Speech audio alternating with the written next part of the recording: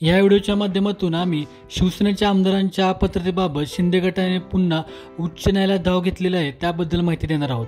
नमस्कार, स्वागत आहे तुमचे आमच्या चॅनलमध्ये। आणि शिवसेना आमदारांच्या अपात्रतेबाबत शिंदे गटाने उच्च न्यायालयात याचिका जी दाखल केलेल्या आहेत त्याबाबतीत सर्व पैलूंची आम्ही तुम्हाला आज माहिती देणार आहोत। शिवसेनेत फूट पडल्यानंतर दोन गट निर्माण झाले। एका गटाचे नेतृत्व उद्धव ठाकरे करतात तर दुसऱ्या गटाचे नेतृत्व एकनाथ शिंदे यांच्याकडे आहे। दोन्ही गटांनी एकमेकांच्या विरुद्ध आमदारांना अपात्र करण्यासाठी याचिका दाखल केल्या होत्या।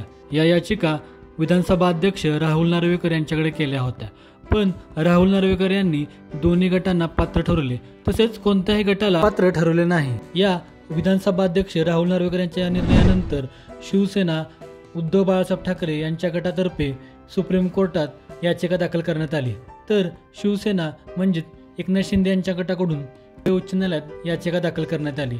या याचिकांवर दोन्ही ठिकाणी काम प्रलंबित आहे। नुकतेच परवा सुप्रीम कोर्टात यावर हिअरिंग झाली, त्यावेळी 30 जुलै ही तारीख सुप्रीम कोर्टात देण्यात आली। यावर आज 26 जुलै रोजी शिंदे गटाने मुंबई उच्च न्यायालयात धाव घेऊन तातडीने सुनावणी करण्याची मागणी केलेली आहे। या याचिकेत उद्धव ठाकरे यांच्या आमदारांना अपात्र करण्याची मागणी शिवसेना शिंदे गटाने केलेली आहे। तसेच या याचिकेत विधानसभा अध्यक्षांचा निर्णय मनमानी, बेकायदेशीर आणि घटनाबाह्य असल्याचे म्हटले आहे।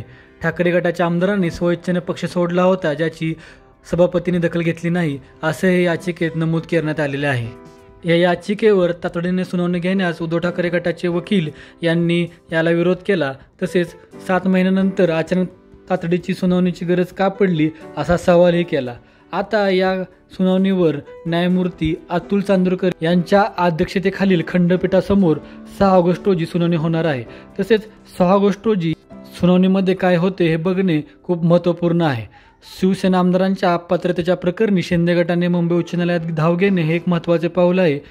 या कायदेशीर लढाईचा परिणाम शिवसेनेच्या भवितव्यावर तर होईलच, पण महाराष्ट्राच्या राजकारणावरही त्याचा मोठा परिणाम होईल हे एवढं नक्की।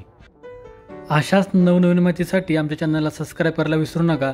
लाईक आणि शेअर नक्की करा। धन्यवाद, भेटू पुन्हा।